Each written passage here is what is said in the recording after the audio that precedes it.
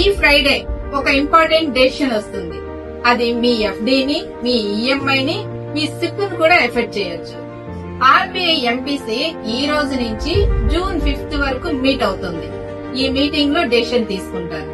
Repo rate 5.25% ఉంచాలా లేదా change చేయాలా అని. మార్కెట్ ఎక్స్పెక్టేషన్ అయితే రేట్ సేమ్ ఉంటుంది అని, కానీ ఒక ఇంపార్టెంట్ సిగ్నల్ అయితే వస్తుంది. మీరు ఎఫ్డీ రెన్యూ చేస్తున్నారా, మీకు హోమ్ లోన్ ఉందా లేదా సిప్ చేస్తున్నారా? అయితే ఈ ఫ్రైడే మీకు చాలా ఇంపార్టెంట్. ఆర్బీఐ రేట్ కట్ చేస్తే మీ హోమ్ లోన్ ఈఎంఐ అనేది తగ్గవచ్చు. అదే రేట్ హోల్డ్ చేసిందనుకోండి, ఎఫ్డీ రేట్ సేమ్ ఉంది.